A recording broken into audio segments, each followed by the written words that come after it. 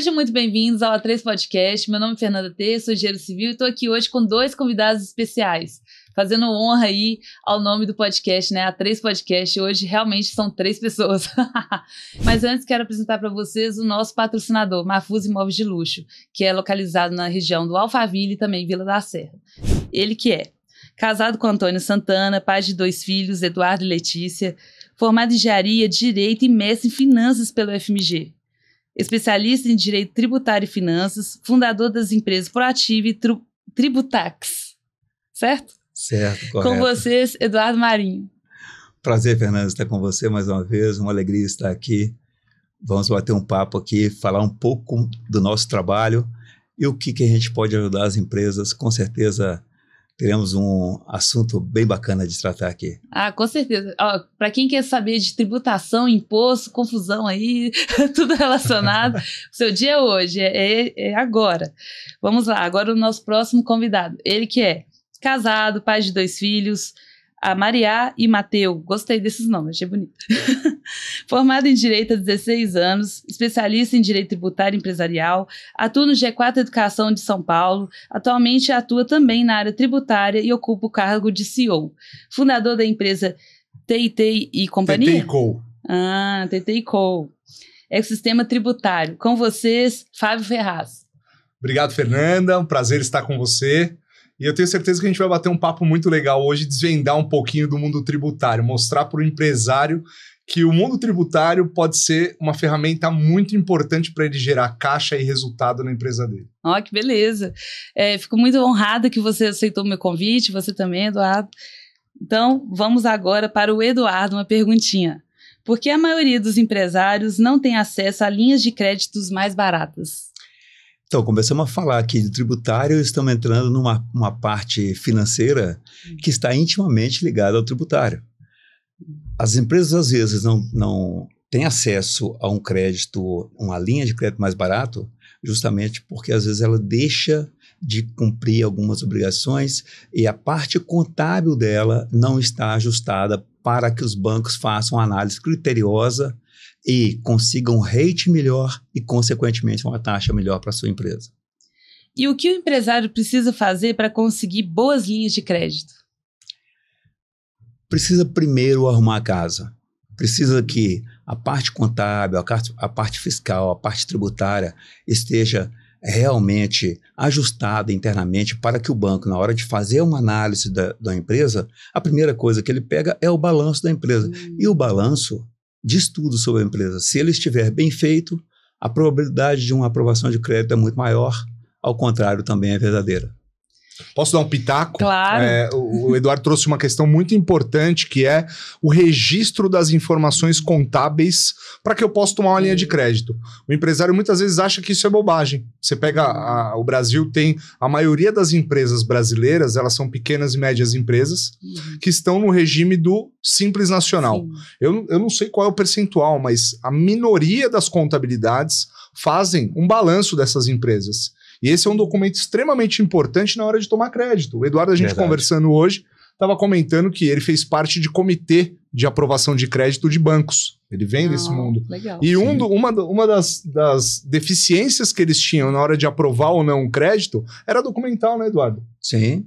O empresário não percebe o quanto é importante cobrar da contabilidade dele informações. Ele não sabe qual é o resultado da empresa dele porque ele não tem documento mostrando quanto é que ele lucrou naquele período. Olha que interessante isso aí. Você que é empresário, pega o balanço da sua empresa agora e vê como que está o patrimônio líquido da sua empresa. Como que está o ativo circulante com relação ao passivo circulante. Você sabe qual que é a diferença? O que um diz para o outro e o que o banco, na hora de aprovar o crédito, na hora que a gente está lá dentro, no comitê de crédito aprovando o crédito de uma empresa, como que a gente analisa o passivo circulante e o ativo circulante, por exemplo? E aproveitando, né, que você está falando dessa diferença, qual a diferença entre crédito bancário de prateleira e crédito estruturado? Ah, que ótimo. O crédito de prateleira é aquele que os grandes bancos que estão aí no mercado há muitos anos, que são ótimos, eles têm o seguinte, eles têm o produto já pronto na prateleira dele.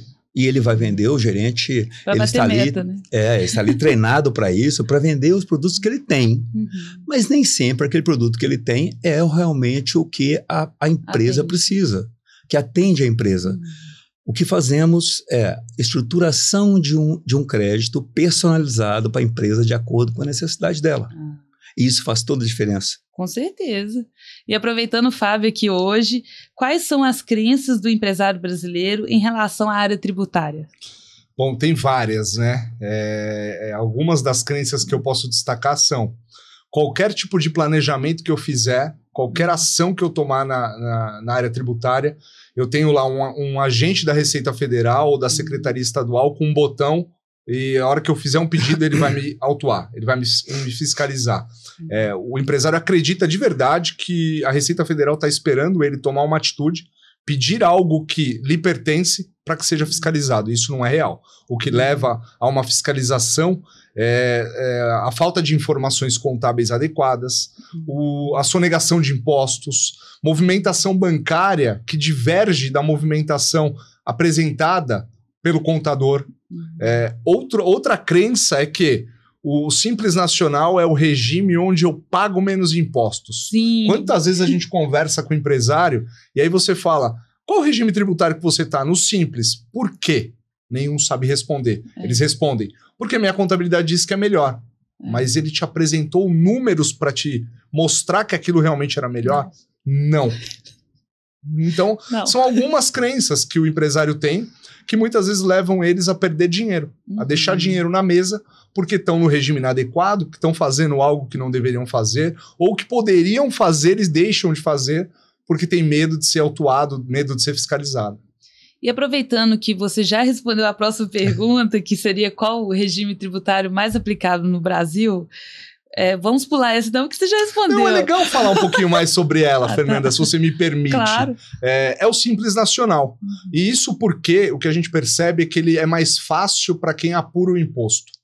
Não porque ele é melhor para o empresário. Entendi. O empresário ele é levado ao Simples Nacional porque eu, enquanto contabilidade, por exemplo, levo 30 minutos, a gente brincou com isso hoje, 30 minutos para fazer a apuração de um mês daquela empresa. Isso fazendo uma pausa de 15 minutos para tomar um café.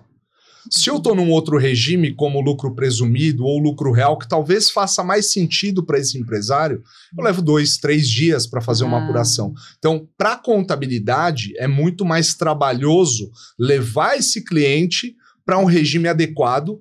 Então, elas orientam esse cliente a permanecer no Simples Nacional. Forçam esse cliente a permanecer e continuar no Simples Nacional, mas não olhando para o fato de que esse cliente tem economia tributária ou não. É mais fácil para quem apura o imposto. Então, aproveitando que você falou sobre ter essas diferenças, qual a importância dessa gestão tributária na empresa? Ter gestão tributária é essencial. O que a gente percebe muitas vezes quem não tem gestão tributária perde competitividade no mercado, Verdade. Não consegue formar preço. Nós tivemos uma reunião recente que a empresária virou para a gente e falou: eu tinha o melhor preço do mercado no meu produto, no nicho que ela atua. Hoje, eu tenho o pior preço do mercado. E quando a gente olha para como ela está posicionada, como é que ela está fazendo a gestão tributária dela, está totalmente errado. A orientação, não vou responder outra pergunta, não sei se isso tem na pauta, mas a orientação que foi dada para ela abra outras empresas no Simples Nacional para se manter nesse regime. Só que quando a gente olha estruturalmente, não cabe mais esse regime para ela. Então ela não tem gestão tributária eficiente, consequentemente ela deixa dinheiro na mesa, paga mais impostos e vira uma bagunça, correndo o risco de ser autuado e por aí vai. É importante você dizer isso, porque aí as pessoas pensam o quê, né? Como você estava falando. O normal é ser simples, então vamos ser simples. Só que aí na hora de competir com valores da concorrência, né, os orçamentos, aí o orçamento às vezes está maior, porque o imposto, a taxa dela, o percentual está maior, e aí ela perde a proposta para um concorrente. Fernanda, você sabe que não é só o preço. A gente ouviu hoje de um outro empresário a seguinte frase: tem empresas que não compram da minha empresa porque eu estou no Simples Nacional. E muita gente não percebe isso. Sabe por quê? Se eu estou no Simples Nacional, eu não transfiro crédito de tributos para outra empresa. Então, quando alguém compra, se eu tenho uma empresa que está no lucro real e compra de mim, e eu estou no Simples, o que ele vai pagar no meu produto, estou comprando essa xícara custa R$10. Os R$10 tem imposto incluído nele, porque eu estou vendendo esse produto para esse cliente, e eu estou cobrando o preço de aquisição, estou colocando minha margem de lucro e estou colocando quanto eu vou pagar de imposto nele. Se eu não estivesse no Simples Nacional, eu daria para esse comprador a oportunidade de pegar o imposto que está inserido dentro desse produto, dentro do preço de venda, e usar esse crédito tributário para abater do imposto que ele tem a pagar. Então, quando eu sou uma empresa maior, que estou num regime tributário que não seja o Simples Nacional, e eu olho o seu preço que está no Simples, que está lá R$10, e o seu concorrente está vendendo por R$10,50, mas ele está num regime que não é o Simples, eu compro dele. Por quê? Os R$10,50, no final das contas, vão sair mais barato do que os R$10. Aí vamos perguntar, por quê? Como assim? Porque eu tenho crédito tributário lá dentro. 9,25% daquele produto é PIS e COFINS. 18% dependendo do estado, 20% dependendo do estado, é ICMS. Eu uso esse crédito para abater do imposto que eu vou pagar lá no final. Se você está no Simples, R$10 tem imposto lá dentro, só que é custo para mim, eu não aproveito. Então, várias empresas como essa que a gente conversou hoje, não conseguem vender, não conseguem aumentar o seu faturamento, aumentar o seu volume de vendas, porque eles estão no regime inadequado.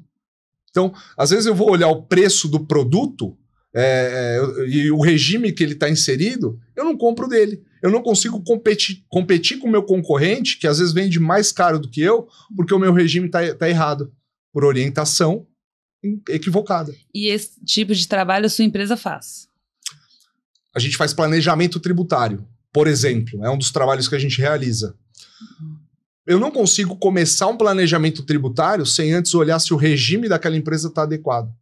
Então, qualquer planejamento tributário que seja realizado, ele tem que começar pela escolha do regime. Eu preciso olhar para aquela empresa e entender se no Simples Nacional ela está pagando menos imposto ou se ela deve estar em outro regime tributário para que ela possa seguir e ter competitividade no mercado. Então, qualquer trabalho que a gente vai realizar na área tributária, ele começa pela escolha do regime adequado. E o que é interessante nesse gancho aí do Fábio é que é o seguinte, nós oferecemos muito mais do que apenas essa questão tributária, de análise tributária. Né? Fazemos análise contábil, fiscal e tributária. Então, o que a gente pode oferecer para o cliente é um universo de solução. Porque não adianta apenas ele se adequar, sair do Simples Nacional e ir para o regime de lucro presumido ou lucro real e não ter um acompanhamento. E isso a gente faz. Matriz em São Paulo, filial aqui em BH. Só corrigindo, eu não sou o fundador da Tributex. A Tributex, o fundador está aqui ao nosso lado. Né? Entendi. Vocês são sócios. Somos sócios, sim. Então, a TTCO fica no Centro Nervoso de São Paulo, que está muito famoso aí, que saiu em todas Faria Limers. Na Faria Lima. É o principal endereço da América Latina, né? Sim, Faria sim. Lima. A gente não poderia estar em outro lugar. Sempre muito famoso, mas agora é mais A gente, inclusive, tem um coletinho de Faria Limer. Tá vendo? Na próxima visita eu trago um de presente para a Fernanda. Ai, que legal! Adorei! E o legal é isso, atuamos em todo o território nacional e as empresas mineiras têm a oportunidade de poder usufruir desse trabalho, um trabalho completo, né, com a nossa filial aqui em Minas Gerais. Não, muito legal. O trabalho, Fernanda, ele não se resume a uma análise contábil, que nem o Eduardo bem ressaltou. Quando a gente fala da área tributária, do que a gente realiza na área tributária, ele é um trabalho multidisciplinar, eu diria. Eu sou advogado de formação. Só que dentro do nosso time, nós não temos só advogados. Por quê? O olhar do advogado, ele leva muito para a esfera jurídica da coisa. Quando eu envolvo outros profissionais como contador, como administrador, como economista, eu começo a entender que a área tributária ela faz parte do processo de gestão da empresa. Você me perguntou agora há pouco sobre como é que o que eu perco quando eu não tenho gestão eficiente. Para eu olhar sobre o olhar do ponto de vista de gestão, eu preciso ter outras competências envolvidas que não são só as competências jurídicas. Eu tenho o olhar do contador, eu tenho o olhar do administrador, que olha o negócio, eu tenho o olhar do economista, que olha para onde aquela empresa quer ir, qual é o posicionamento que aquela empresa tem de mercado. Então, eu trago uma série de competências para dentro de um escopo de trabalho que, como o Eduardo comentou, a gente vai olhar para o posicionamento da empresa e projetar para ela futuro de crescimento, de acordo com o que ela tem de estratégia, e entender como é que ela vai correr essa jornada pagando menos imposto, com segurança. Porque é muito importante isso. Não existe milagre. O que a gente tem é estratégia baseada na lei e baseada no entendimento do ente fiscal.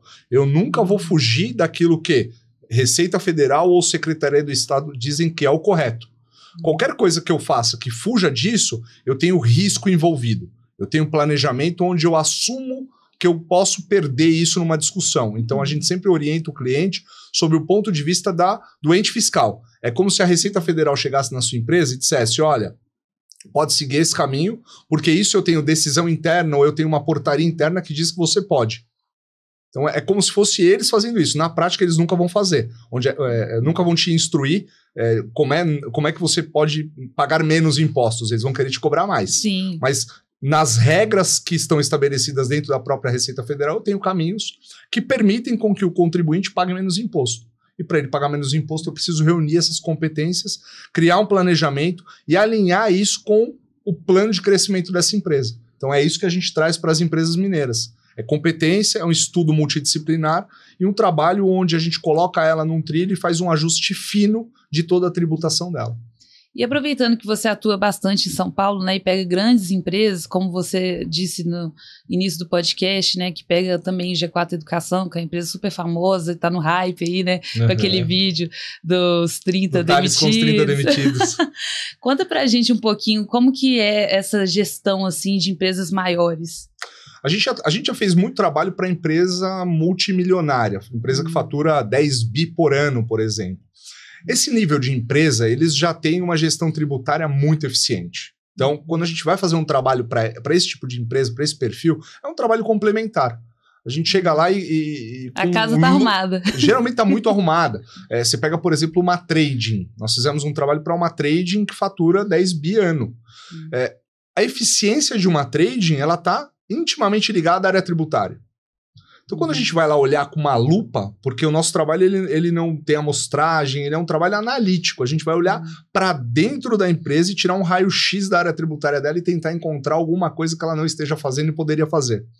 Quando você pega esse nível de empresa gigante, empresa listada na bolsa, empresa auditada por Big Four, e é uma ilusão, muitas vezes, achar que auditada por uma Big Four, por uma KPMG, por uma Price ou qualquer uma dessas grandes do mercado, torna aquela empresa eficiente do ponto de vista tributário. Americanas, por exemplo. Exato. Americanas podia entrar nela. Exato. Por quê? Essas Big Four, elas vão validar balanço. Sim. E eu posso ter dentro da contabilidade coisas que elas não identificaram e elas vão lá e validam o balanço com uma nota de rodapé, uma nota dizendo, tem uma ressalva nisso aqui. Quando a gente faz o trabalho, uma auditoria, por exemplo, a gente vai olhar para dentro de cada produto que ela comprou, cada produto que ela vendeu. Então, se ela comprou uma xícara, vendeu lá no dia 31 de março de 2024, por exemplo, e ela tributou errada, eu vou dizer para ela qual foi o produto que ela tributou, no dia que ela tributou e qual é a venda que ela fez que ela tributou errada. Nossa, você consegue? A gente consegue isso com tecnologia.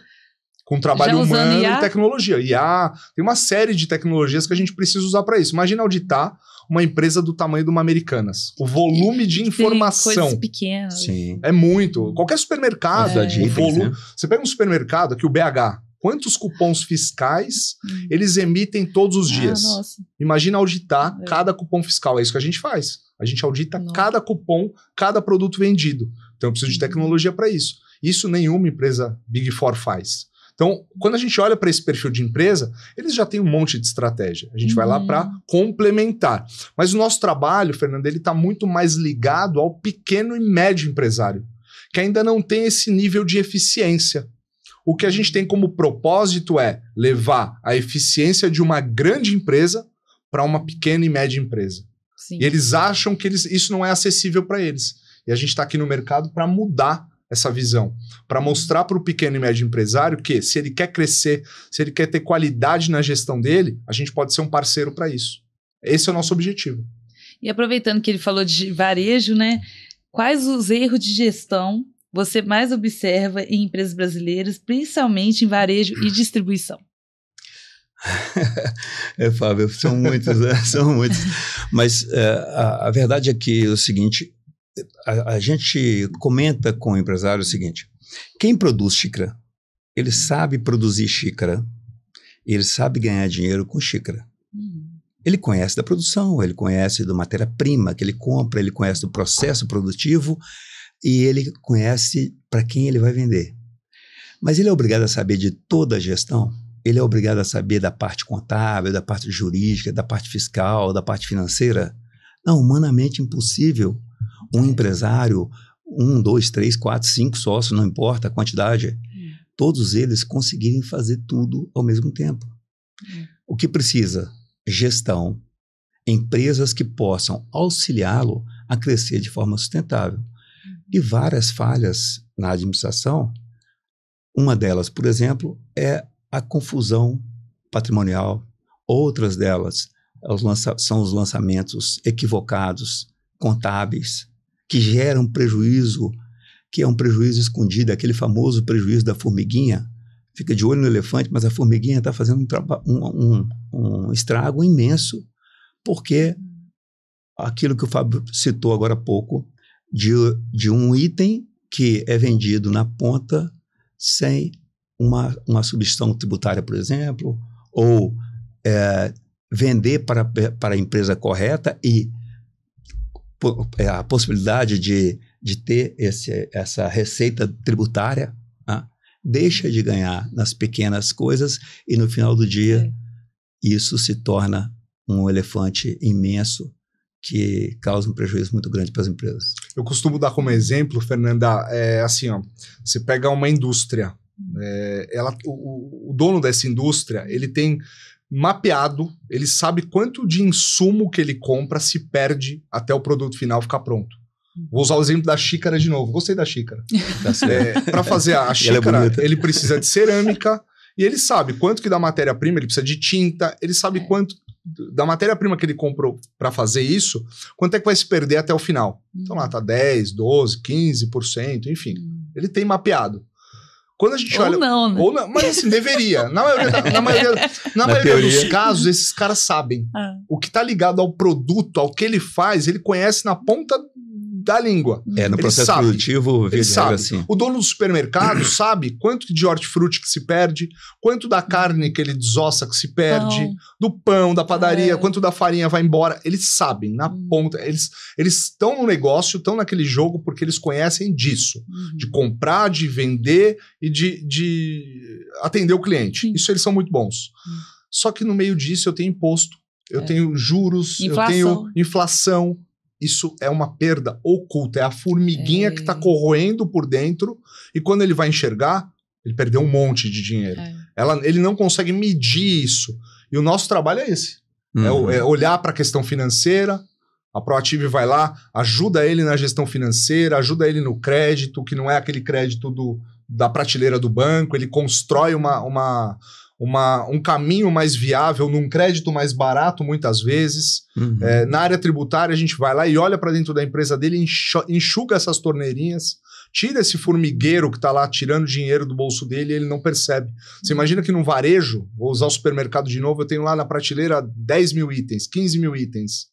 Eu tenho como produto mais vendido 450 produtos, uma média. Isso é a estimativa do setor.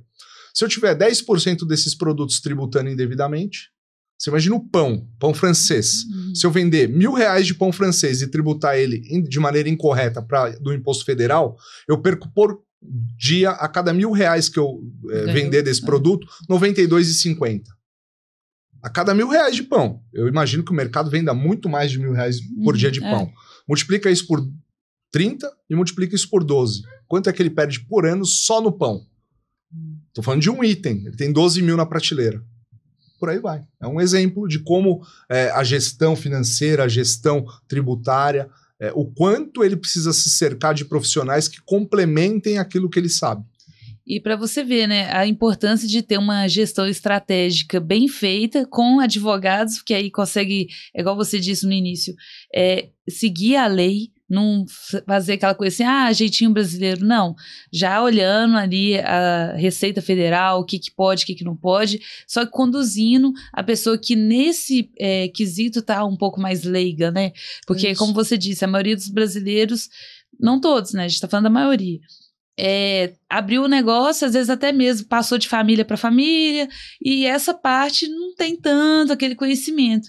Então, a melhor coisa é procurar uma empresa que vai ali arrumar a casa, né? O empresário, na verdade, só se preocupa com a questão tributária quando ele olha lá no dia 20, tem uma guia alta para pagar de imposto. Ele reclama naquele dia. Ele reclama naquele dia. No dia seguinte, ele já não está mais preocupado com aquilo. Então, é um ponto de extrema importância na gestão. É verdade. Né? É de extrema importância na gestão, mas que eles não estão muito preocupados. Meu contador falou que assim é melhor e acabou. Mas você foi investigar? Você questionou? Se tem algum caminho melhor? Você procurou se informar? Porque se der problema lá na frente, não é seu contador que paga. Os contadores que me perdoem. Mas quem vai pagar a conta é o empresário. É o bolso dele que vai doer. E nada contra. Nós somos a contabilidade. Né? Então, dentro do nosso negócio, tem contabilidade, tem a questão jurídica, a questão civil, tributária. Mas vou fazer uma analogia aqui. Eu comentei lá no começo do nosso podcast, eu comentei sobre banco que tem lá os produtos prateleiras versus produtos estruturados, que a gente pode levar para a empresa. O gerente do banco, o que ele quer? Te oferecer o produto onde ele ganha mais, onde o banco ganha mais, onde ele tem que bater meta, e isso que ele tem que cumprir, é isso que ele quer te oferecer. A contabilidade, dependendo da contabilidade, o que ela quer te oferecer? Abre mais uma empresa no Simples, abre mais um CNPJ no Simples. Por quê? É mais fácil para mim, como contabilidade, fazer a gestão de uma empresa no Simples do que fazer a gestão de uma empresa no lucro presumido. Eu prefiro, como contador, eu prefiro fazer 100 empresas no Simples do que uma no lucro presumido. E aí, fazendo analogia do gerente do banco e o contador que orienta o cliente a abrir várias empresas do Simples Nacional, ele está oferecendo o que é mais fácil, às vezes, para ele e não para o empresário. Essa é a diferença de você ter um ecossistema onde você consegue oferecer soluções diversas para a mesma empresa. Inclusive, tem até uma aqui que complementa a sua resposta. Por que você acredita que tantos empresários ainda pagam mais imposto do que deveriam sem perceber? Vou deixar isso aí para o Fábio. Eu acho que pela falta de informação. Eu acho que no nosso trabalho, a gente tem um trabalho de mostrar para esse empresário quais são os caminhos, mas tem uma outra coisa que ela está num andar inferior aqui, vamos dizer assim. Antes de eu fazer o empresário enxergar que ele tem um caminho tributário legal, eu preciso elevar o nível de consciência dele para a importância da questão tributária. Ele não tem essa noção, ele não consegue perceber, ele está preocupado se ele vende mais, se ele bate a meta, se o funcionário dele está trabalhando direito, se o produto está na prateleira, se ele está produzindo a xícara de maneira adequada, se o produto final está saindo legal. A questão tributária é secundária, sempre. Se eu não elevo o nível de consciência dele, educo ele a olhar para a questão tributária, eu não consigo fazer nada. Então a gente tem, o primeiro passo é elevar o nível de consciência para a questão tributária.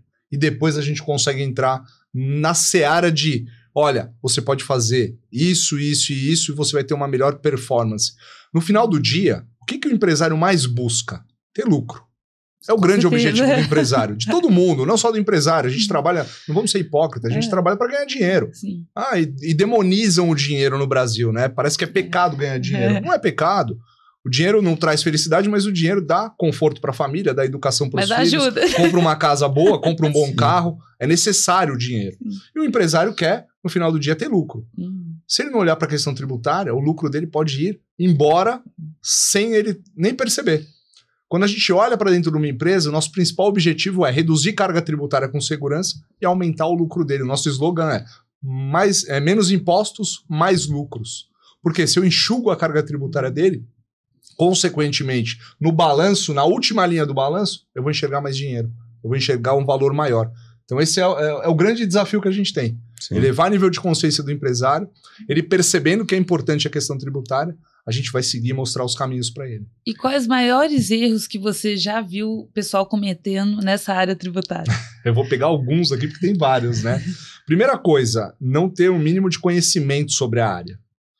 Eu já vi empresário, por exemplo, que tem uma empresa no Simples, ser enganado por consultorias dizendo, eu vou te vender 1 milhão em crédito tributário, vou fazer compensação todos os meses e em cima do que eu compensar e você economizar, você me paga uma parte. Simples Nacional, não posso tomar crédito de nada, Imposto Federal não posso comprar de outra empresa, restrição legal para isso, isso é informação básica. Então um erro é não ter informação, não buscar informação. Outra coisa é achar que o Simples Nacional é o melhor regime tributário do mundo.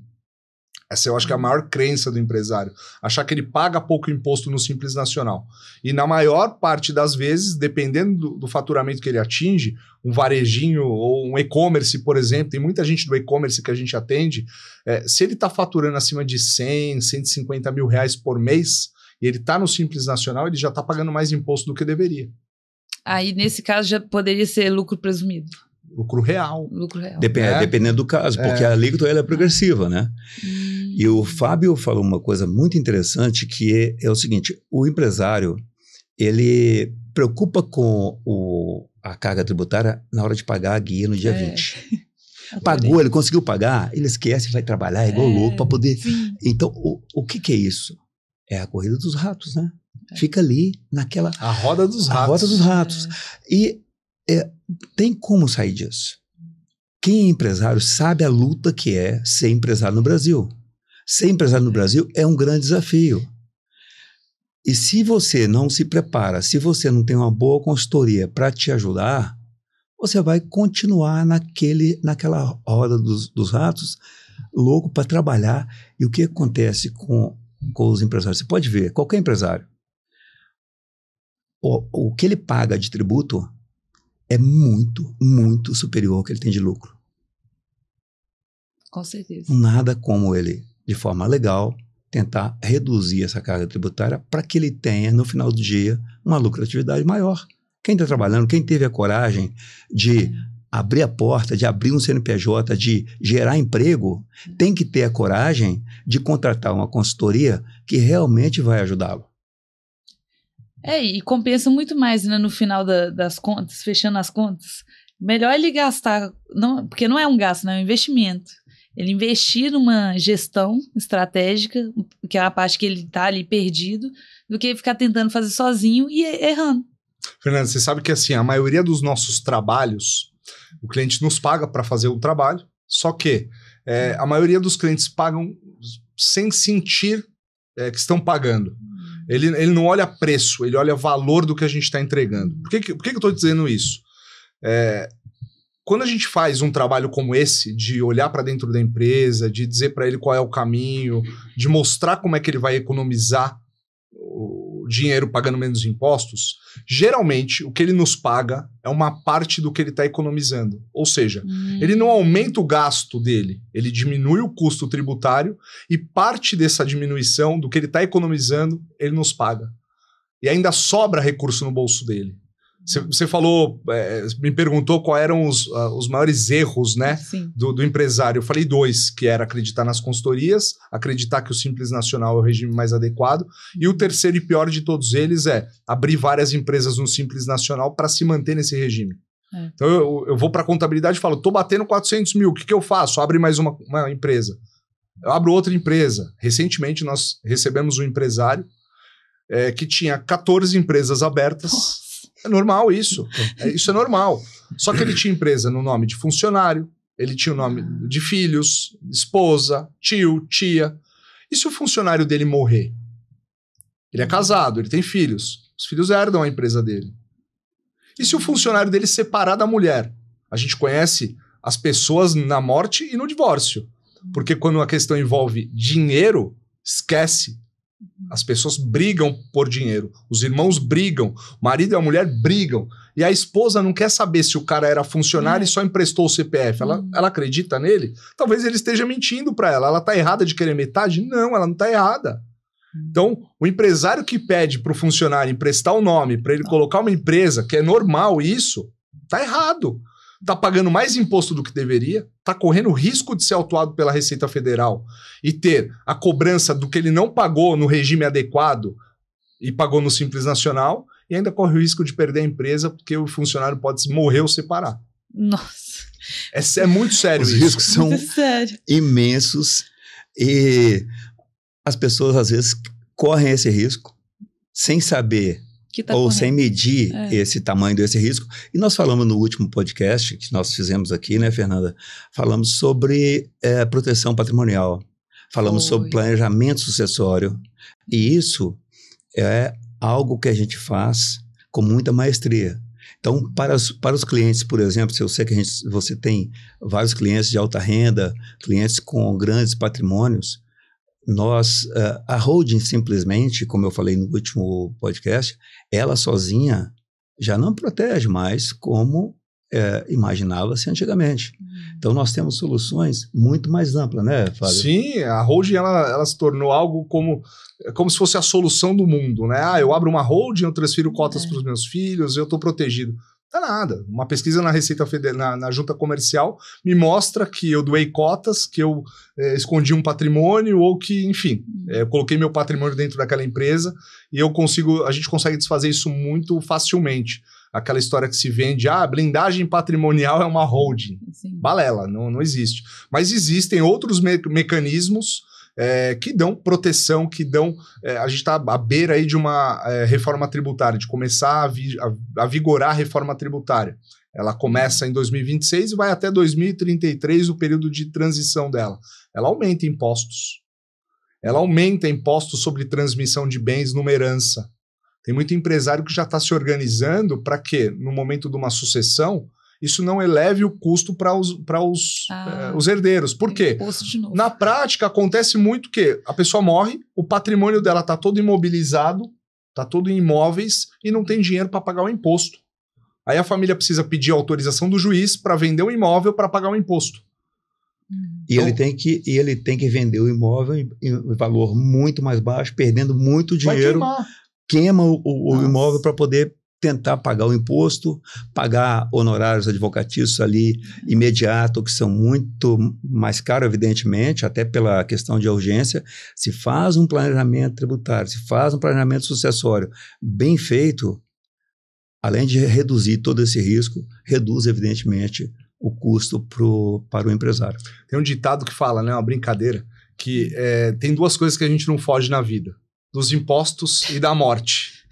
A morte a gente não consegue solucionar, mas o imposto pode ser algo mais leve. E essa é a nossa meta, é diminuir a carga tributária das empresas e dos empresários. E existe alguma prática que parece vantajosa no curto prazo, mas se revela um desastre tributário ao longo prazo?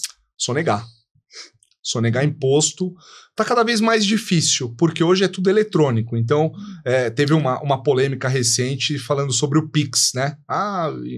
Enfim, envolveu o deputado aqui de Minas. Ele não estava errado. Mas o que na prática aquilo trazia algo que já acontece desde 2015. Desde 2015, a Receita Federal já recebe informações dos bancos, dos grandes bancos, sobre qualquer movimentação financeira num semestre que some mais do que R$5.000. Qualquer trabalhador movimenta mais de R$5.000 na conta num semestre. Não sei, pelo salário mínimo já passou dos R$5.000. Uhum. O que aquela medida do governo que agora entrou em vigor fazia era baixar esse valor para R$2.000 e incluir as fintechs, porque hoje os bancos tradicionais concorrem com fintechs. Sim. Que abrem conta bancária, que movimentam muito dinheiro, que eram usadas ou são usadas ainda por empresas que sonegam impostos. Só que com essa medida do governo agora, que foi recente, essas empresas também estão obrigadas a cumprir com um negocinho da Receita Federal que se chama e-financeira, que é prestar informações sobre movimentação bancária. Então, o Fábio tem o CPF dele. Se eu uso movimentação bancária numa fintech, essa fintech vai informar para a Receita Federal que eu movimentei no semestre lá mais de R$2.000. Se na minha declaração de imposto de renda eu não mostro para a Receita Federal qual é a origem desse dinheiro, eu estou correndo o risco de ser autuado. Para as empresas é a mesma coisa. Então, empresas que acham que sonegar é uma forma de concorrer no mercado, de competir com o mercado, os dias estão contados. Eu acho que esse é o maior erro, porque o empresário ele ainda tem... Desculpa a palavra, mas ele é burro. Por quê? Ele sonega. E o que ele sonega, ele dá de desconto para o cliente. Ou seja, ele deixou de pagar o imposto, ele está correndo o risco de ser autuado, e se ele for autuado, aquilo que ele deu de desconto para o cliente vai sair do bolso dele. Vai sair do bolso dele, pagou para trabalhar. Se ele está sonegando, ele deveria, no mínimo, se ele fosse inteligente, guardar esse dinheiro. Porque se vier uma autuação amanhã, eu tenho dinheiro que eu não paguei do imposto para pagar o problema. Ele não faz isso, ele dá desconto e ele acha que ele está competindo no mercado. E no longo prazo, isso vai ser um tiro no pé. E o que você considera as piores ações que um empresário pode tomar em relação aos seus tributos? Negligenciar, não olhar para essa questão tributária, como a gente comentou, reclamar no dia 20, mas no dia 21 já esqueceu do problema e só vai se preocupar com isso de novo no dia 20 do mês seguinte. Eu acho que essa é uma das piores atitudes, né, que ele poderia ter. Essa questão da sonegação, enfim, ele precisa entender que imposto é chato, é um assunto que não é legal de discutir, mas ele pode ser o ponto de equilíbrio entre lucrar ou ter prejuízo na empresa dele. E qual mensagem você deixaria para empresários que querem crescer com segurança, mas ainda não entendem o peso da gestão tributária no seu negócio? Fernanda, primeiramente é entender que a carga tributária é um dos maiores custos que ele tem na empresa dele. É um sócio. É um sócio caro. Que só participa do lucro. Que só participa do lucro, independentemente se você... Na verdade, ele participa do faturamento, porque independentemente tem lucro ou tem prejuízo, você tem que pagar imposto. Então, parte do princípio do empresário, de todo empresário, seja ele pequeno, médio, grande, entender que ali está uma fonte de despesa muito grande, que ele precisa tratar ela com carinho. E se ele faz isso com maestria, ele não precisa sonegar. Ele vai ter muito mais lucro, ele vai ser muito mais competitivo na ponta e no final do dia ele vai sair ganhando com a operação com a atitude que ele tomou de entender a carga tributária, de colocar alguém para poder cuidar dessa parte tributária e ele reduzir o seu custo de forma legal. E de que forma a tecnologia e a inteligência artificial podem transformar a área tributária nos próximos anos? Bom, a gente trabalha com uma legislação extremamente complexa no Brasil, né? Estima-se que por dia, juntando todos os entes da federação, a gente tem uma média de 40 alterações na legislação tributária, todo dia. Você imagina tratar isso sem tecnologia, sem inteligência artificial. No cenário que se projeta para a reforma tributária, em princípio, a gente deve ter algum conforto nesse emaranhado de legislação tributária, a gente deve ter uma apuração um pouco mais simplificada. Porém, se enxerga nesse mesmo horizonte várias possibilidades de discussões judiciais a respeito de impostos incidindo dentro de imposto, eu pagando imposto, como já aconteceu no passado. Né? Eu ter base de cálculo de imposto que não considera só faturamento, mas considera outros impostos inseridos ali. Então, a inteligência artificial chegou para ficar. A gente vê que várias profissões devem sofrer muito com isso. Você pega desenvolvedor de sistemas, por exemplo. Itaú mesmo demitiu um monte agora. Demitiu 1.000 por baixa produtividade. Os call centers hoje já tem muita gente diminuindo a quantidade de pessoas em call center, porque existe IA que faz uma ligação para você e você fala como se estivesse falando com um humano. Muito bem treinada e muito eficiente. Na área tributária não é diferente. Na área tributária a gente deve ter muita coisa. Nós estamos desenvolvendo internamente ferramentas que utilizam IA, que utilizam tecnologia como base para melhorar o nosso trabalho a cada dia. Então eu acho que tem muita coisa. Nos próximos 2 anos a gente está vivendo a quarta revolução. A gente está vivendo. E eu imagino que para os próximos 2 anos muita coisa vai acontecer. Agora a gente também tem que entender se o que a gente tem mapeado hoje de reforma tributária vai se concretizar. Porque o Brasil é um país onde o passado muda, né?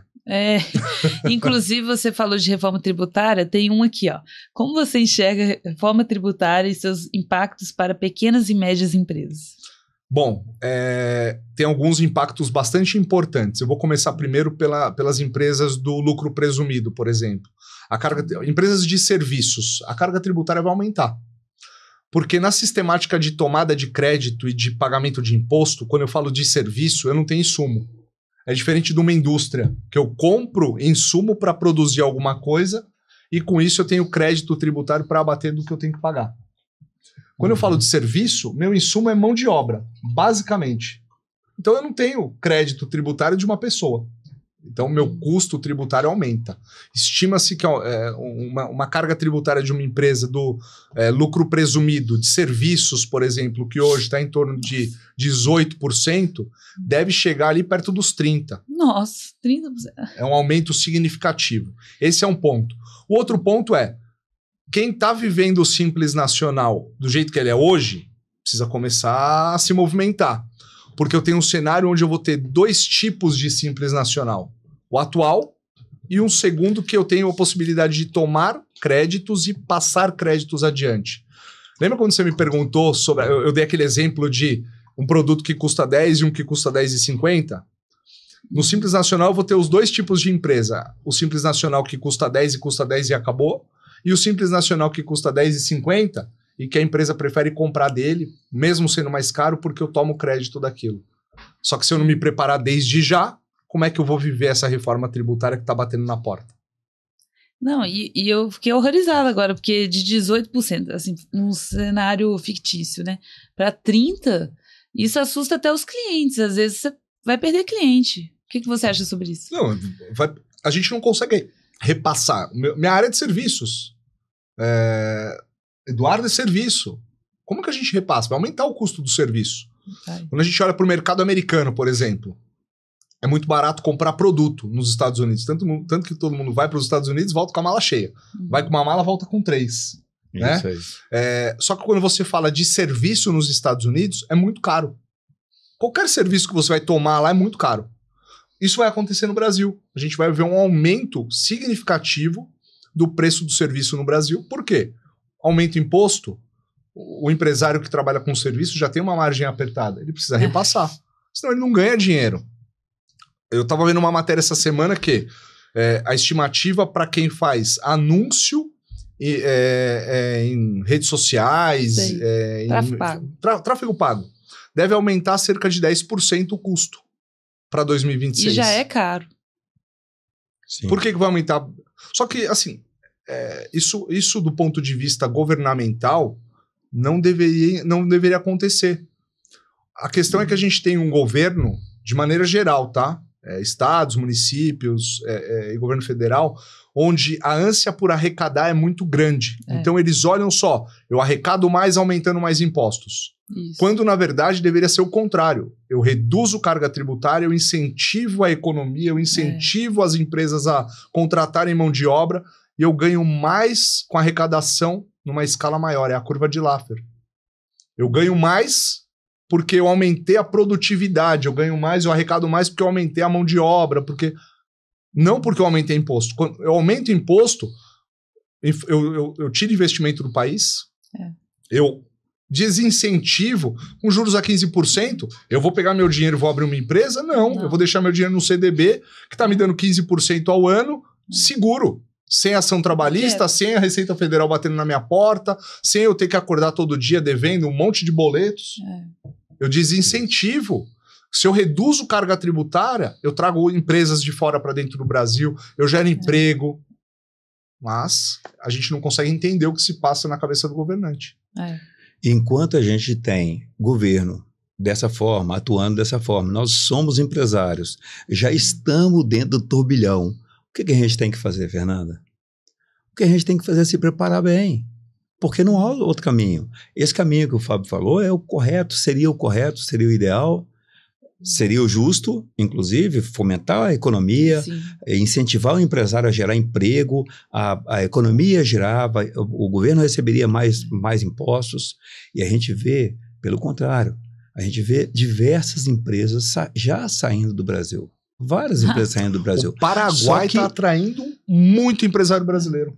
Isso também é um trabalho que a gente faz. Se você quer migrar a sua empresa daqui para o Paraguai, para o Uruguai, também fazemos esse trabalho. Mas veja, não é fácil. Nós que estamos aqui no Brasil, já estamos com as nossas raízes aqui. Nós queremos isso, nós podemos fazer isso, estamos preparados para fazer isso. A maioria do empresário não está. Então, a maioria dos empresários vão ficar no Brasil. E se vão ficar, vamos nos adequar. Vem aí a reforma tributária, está batendo na porta, e nós temos que acreditar nela, que realmente ela vem para quem está preparado. Quem não estiver preparado vai sofrer muito com a reforma tributária. E aproveitando que você falou de vários regimes, em termos práticos, quais ganhos uma empresa pode ter ao revisar o seu regime tributário? Simples, presumido ou real? Fernanda, o principal fato, o principal acontecimento é trazer economia tributária.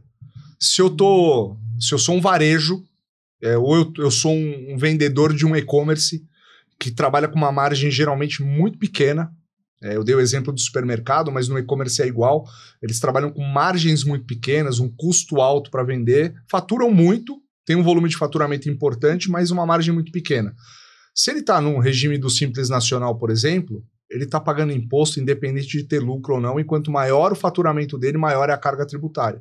Se ele está num regime como lucro real, por exemplo, ele só vai pagar imposto em cima daquilo que realmente ele teve de lucro. Ele vai aproveitar crédito, vai aproveitar débito, as despesas dele vão ser abatidas da base de cálculo.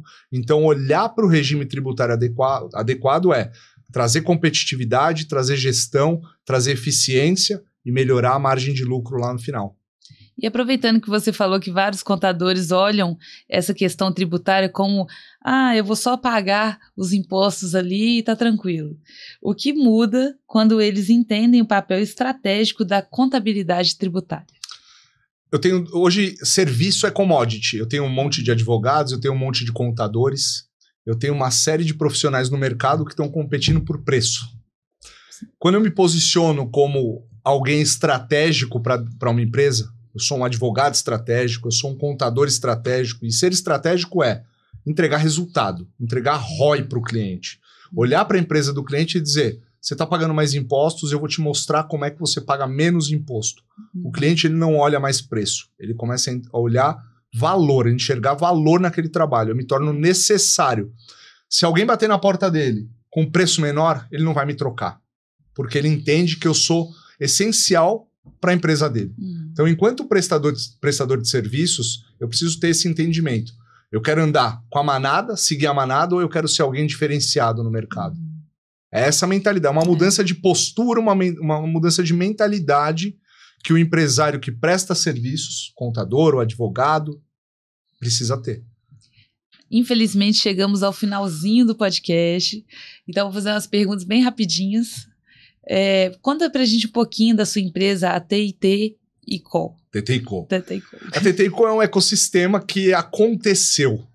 Nós começamos 17 anos atrás como escritório de advocacia tradicional, fomos levados para a área tributária e aí veio a primeira empresa depois do escritório de advocacia, que foi uma consultoria tributária, que é a Tributex, que faz tudo aquilo que não é jurídico.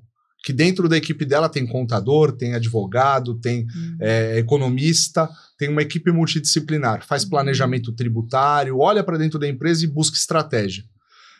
A gente fazia tudo isso, arrumava a casa do cliente e aí depois de 2 anos voltávamos lá, estava tudo errado de novo.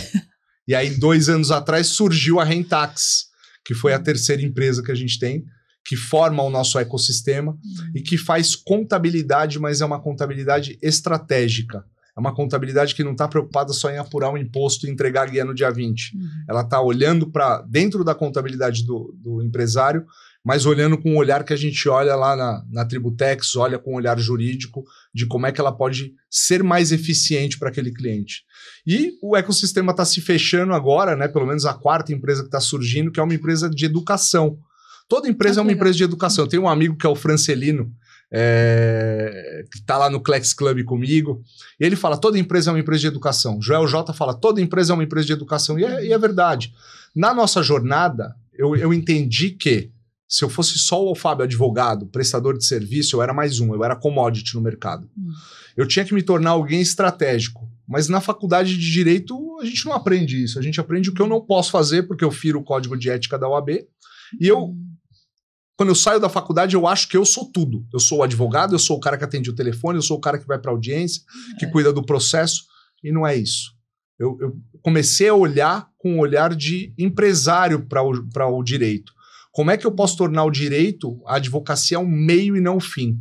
E aí, com isso, a gente criou uma empresa de educação, que é a TT Academy, que está saindo do forno. O projeto deve começar em mais 2 meses. A gente está produzindo os conteúdos, que vai levar educação para contadores, para advogados, mas não uma educação técnica. Eu não vou ensinar ele a fazer direito tributário. Isso ele vai ver lá na faculdade, no curso de pós-graduação. Eu vou ensinar para ele como é que ele usa o escritório dele, de contabilidade, de advocacia, para aquilo ser um negócio, para aquilo gerar receita para ele. Como é que ele empreende na área tributária com aquilo que ele já tem. Então essa é a mentalidade. Isso é o nosso ecossistema. A gente está levando solução para o mercado, mas também está levando um pouquinho de educação para mudar essa mentalidade do empresário, que é um empresário da área jurídica ou da área contábil, de que ele mostrar para ele que ele pode mais, que ele pode ir além. E aproveitando que você falou do Class Club, já veio aqui no podcast o Júnior, que ele, da Original Locações. Sim, ele é sócio lá também. E também o Moisés Energia, ele está até abrindo também um aplicativo de educação. Legal, legal. São ambientes, tanto o G4 quanto o Clex, são ambientes onde a gente tem uma troca muito grande com empresários de vários setores. E estar nesses ambientes, eu acho que não só nesses ambientes, mas em todos os ambientes que você busca pessoas que estão num nível acima, que estão buscando os mesmos propósitos, eleva, te mostra caminhos que você pode seguir. Então eu sempre falo para os meus amigos, para os meus clientes, para os parceiros, busquem estar nesses ambientes de network, de conhecimento. Conhecimento nunca é demais. Eu estava com o Joel J essa semana e ele falou o seguinte, eu nunca vi ninguém ficar pobre porque comprou livro. Eu nunca vi ninguém ficar pobre porque assistiu uma aula. Pelo contrário, eu preciso buscar conhecimento. E estar nesses ambientes não é uma aula, mas às vezes uma palavra ou algo, uma dor que o empresário comentou que ele teve, te trouxe um insight para o seu negócio. Então, o grande objetivo de estar no meio lá do Clex com o Júnior, com todos esses profissionais, empresários de todos os setores, é ter trocas com eles e enxergar como é que eu posso ser alguém melhor, e como é que eu posso entregar solução para os meus clientes e como é que esses clientes estão pensando lá no ambiente deles, né, dentro da cadeia de produção deles. Inclusive, a Juliana da Projeto era minha chefe. Que legal! Quando eu era CLT, e ela tá lá no Class Club. Que legal! Eu já chamei ela para vir aqui também no podcast. Bacana. Fica aí mais um convite, então. Aí, Juliana. Tô tomando a liberdade aqui, Juliana. Aproveitando que você tá falando da sua empresa, agora olha para a câmera, por favor. Você vai ter 1 minutinho para fazer seu pitch de elevador. Bom, meu pitch de elevador é reto e direto com o empresário. O empresário tem 2 caminhos: continuar como ele está, ou ele pode mudar de patamar. Ele pode jogar o jogo dos grandes. Como é que ele joga o jogo dos grandes? Olhando para a questão tributária na empresa dele, melhorando gestão, melhorando eficiência, formando o preço do produto dele de maneira adequada, porque se eu não sei quanto custa o imposto, como é que eu formo o preço? Eu pago 10 e eu coloco 20, estou ganhando 100%? Tá errada essa conta, você não está ganhando 100% de maneira nenhuma. Isso é markup, o mercado sabe. Então, fica aqui um convite. O pitch de elevador é um convite. Você quer saber como é que nós, da TT & Co., da Proative, podemos ajudar a você mudar de patamar, elevar o seu nível de consciência e ter mais lucros pagando menos impostos? Entre em contato com a gente. Maravilhoso, e deu 1 minuto. Já tá treinado. Tá bem treinado. E você, Eduardo, quer fazer seu pitch de elevador? Vamos lá. Meu pitch de elevador também, assim como o Fábio falou, é diretamente para o empresário, porque empreender no Brasil não é fácil. Nós estamos aqui para auxiliá-lo a fazer melhor a cada dia. A empresa, ela tem que estar antenada com as alterações, e vem aí a reforma tributária. É importante a empresa estar atenta à carga tributária, estar atenta aos custos, estar atenta, inclusive, às oportunidades que tem no mercado. Nós trazemos também linhas de crédito. E não esqueça, você construiu patrimônio. Proteja seu patrimônio. Muito bem. E vamos oferecer para os clientes, para os seus ouvintes, né, para a sua rede de contato, vamos oferecer uma análise tributária, contábil, totalmente gratuita, gente, sem compromisso. Maravilha. Aqueles que entrar em contato com a gente, vamos oferecer sem nenhum custo e mostrar para ele o que, onde melhorar a empresa dele na questão tributária, contábil e fiscal. Maravilha, pessoal, aqui, ó, para quem chegou até o final, ainda ganhou um brinde. Eu quero agradecer você, né, que ficou aí até o final nesse episódio, que foi incrível, com muita dica, com muita informação que a gente não sabia, tenho certeza. E agora, só assim, para finalizar mesmo, a última pergunta. Vou fazer primeiro para o Fábio, depois eu passo para você. Eu costumo dizer que agora no final do programa, infelizmente, esse é o último dia na Terra e você não pode deixar nada. Nenhuma rede social, nenhum livro, apenas 3 verdades. O que você diria? Bom, profunda, né? Porque ela envolve uma análise do que nós somos, do que a gente fez. Eu quero deixar um legado, eu quero deixar uma imagem de alguém que construiu muito pelo outro, que se dedicou pelo outro, e alguém que se dedicou muito pela família. Eu acho que sem esse pilar da família, nada é possível. Então, se eu tivesse hoje fosse o meu último dia aqui, e alguém olhasse lá na frente e dissesse, poxa, o que o Fábio deixou? O Fábio deixou uma imagem de coragem, de respeito e de alguém que ama a família. Ai, que lindo. Muito. Agora, sua vez, Eduardo. Eu sei que você já respondeu naquele outro podcast, mas vamos de novo. Vou complementar o que eu falei no outro podcast. Em uma só palavra, pontes. Construir ponte na nossa vida. Pontes de amizade, pontes de relacionamento, pontes de network, pontes de família, e ser verdadeiro com as pessoas. Ser verdadeiro, a gente constrói pontes. Vocês querem deixar algum recado final para o pessoal que está assistindo? Só quero agradecer para quem acompanhou até o final. Muito obrigado. Um papo interessante do ponto de vista de gestão. Chato, porque é um tema pesado, mas necessário. Então, muito obrigado. E você, Eduardo? Obrigado, Fernanda. Obrigado pelo convite. Obrigado, pessoal. Faça uma visita à Proative, indo a São Paulo. Faça a visita à TTICO. Vocês vão se surpreender. Pessoal, quero agradecer você que ficou até o final. Não se esqueça de se inscrever no canal e acompanhar os próximos episódios. E para quem quiser ir à consultoria financeira, tributária, vou deixar todos os contatos aqui abaixo e aguardo você no próximo episódio. Obrigada.